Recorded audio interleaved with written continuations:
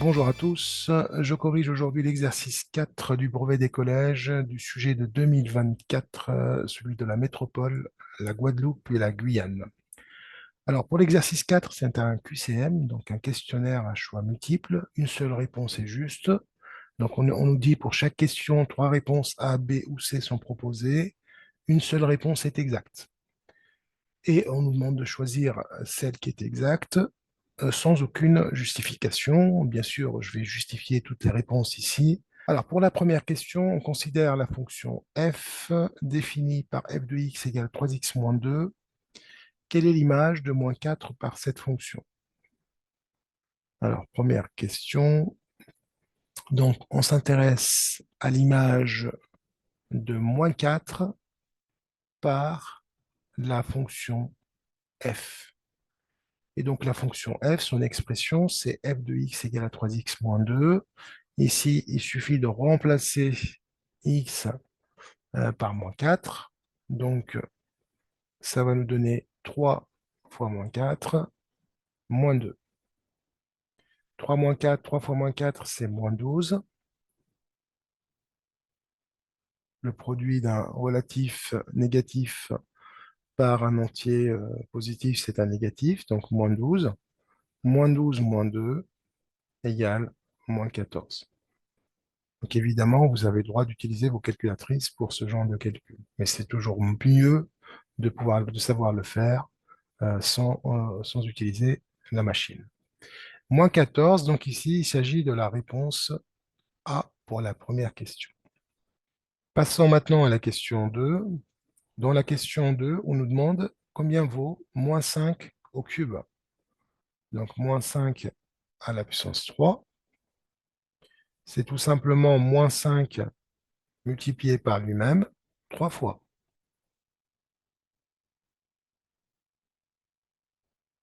Alors ici, on a une puissance impaire. On a un nombre négatif qui est moins 5, donc le résultat sera négatif. Alors pourquoi? Puisque vous allez avoir un négatif multiplié par un négatif, ça va donner un positif. Donc par 2, ils vont s'annuler mutuellement. Et j'aurai un positif fois un négatif qui va me donner un négatif. Donc quand j'ai un exposant impair et j'ai un nombre négatif, le résultat sera un nombre négatif. Et donc 5 fois 5 fois 5, c'est tout simplement 125. Et donc le résultat ici, c'est la réponse A.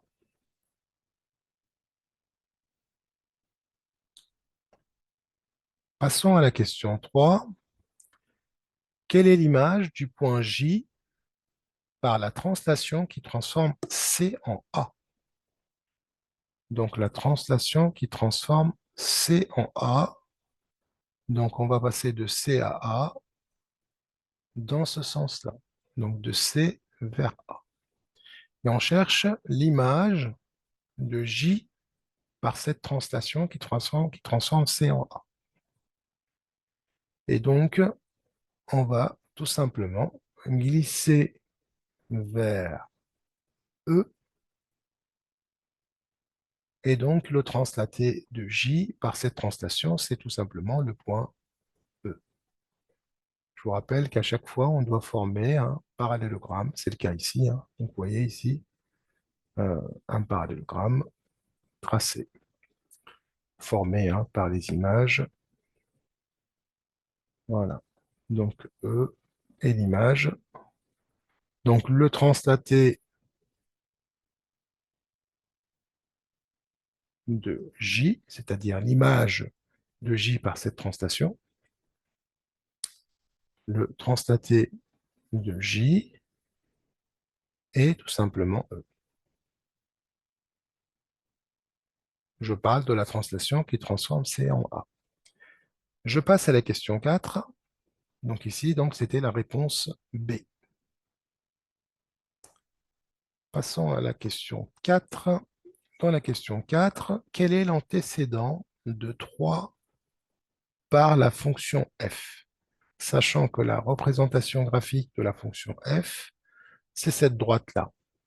Alors, on va chercher, donc je vous rappelle que l'axe des antécédents, c'est l'axe des abscisses. C'est là où on dit les antécédents, qu'on appelle x, et l'axe des ordonnées, c'est l'axe des images. Donc, on est en train de chercher l'antécédent de 3, c'est-à-dire le x qui va nous renvoyer 3 par cette fonction. Donc, la démarche, c'est d'aller chercher un point d'intersection avec la courbe, qui est une droite ici, mais on y est déjà, puisque la droite coupe l'axe des ordonnées en 3. Et donc, l'antécédent, on va le lire directement ici. Donc, l'antécédent de 3 est 0. Donc, on voit bien que l'image de 0 par cette fonction-là, c'est 3. Donc, 0 est un antécédent de 3. Donc, 0, ben, il n'y en a qu'un ici. Donc, on peut dire l'antécédent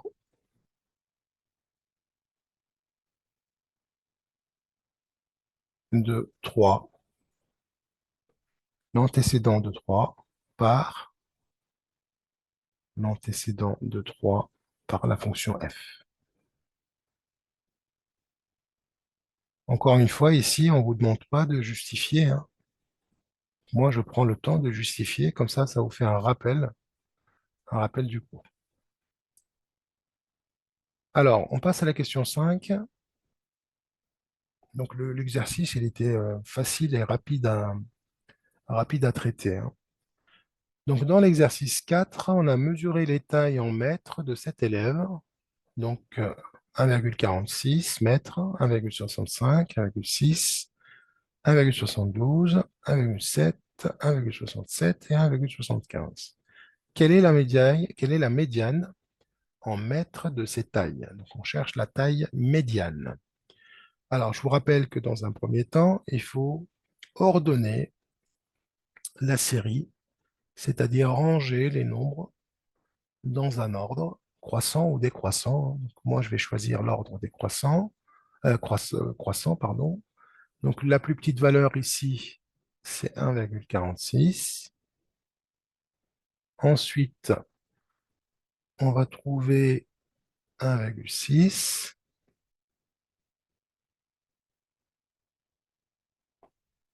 Ensuite, 1,65. 1,65. Ici, je me suis trompé. C'est 1,66 et pas 16.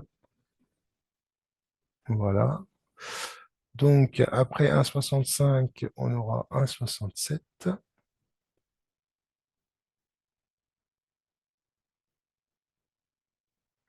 Ensuite, 1,70, 1,7, 1,72.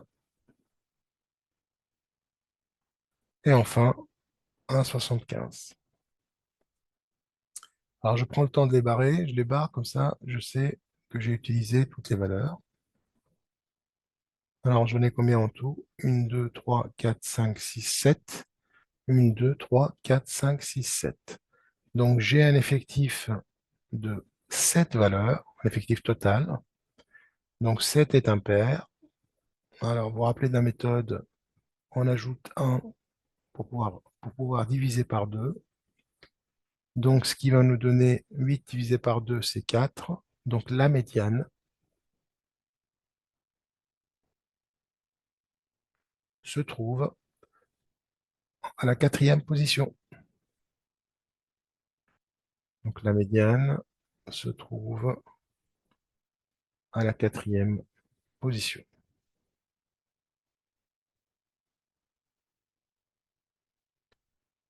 Alors, 4e position, on va compter, hein. Donc, 1, 2, 3 et 4. Donc, notre médiane ici est égale à 1,67.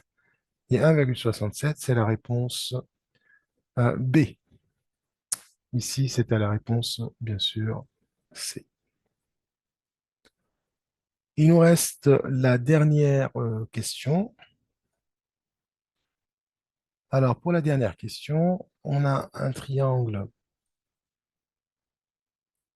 ABC, rectangle en A. On a les grandeurs, 3, 4, 5. Donc, on reconnaît un triangle rectangle, 3, 4, 5, il est connu. Ensuite, on nous demande quelle est la valeur du cosinus de l'angle alpha, sachant qu'alpha, c'est l'angle ABC. Eh bien, cosinus, donc la question 6, on va la rédiger en bleu. Donc, cosinus de l'angle alpha, c'est tout simplement cosinus de l'angle ABC. Alors, ici, c'est l'hypoténuse. Le côté BC, c'est l'hypoténuse, hein, puisque c'est le côté qui est face à l'angle droit, le côté opposé à l'angle droit. Le deuxième côté de l'angle, c'est le côté adjacent, c'est toujours le cas. Un angle est toujours formé d'un côté appelé adjacent et de l'hypoténuse. Et le côté qui est face à l'angle ABC ou l'angle alpha, c'est le côté opposé.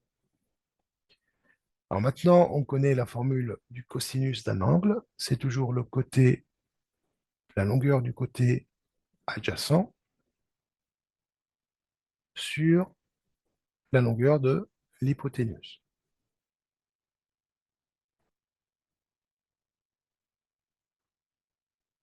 Alors le côté adjacent, c'est 4.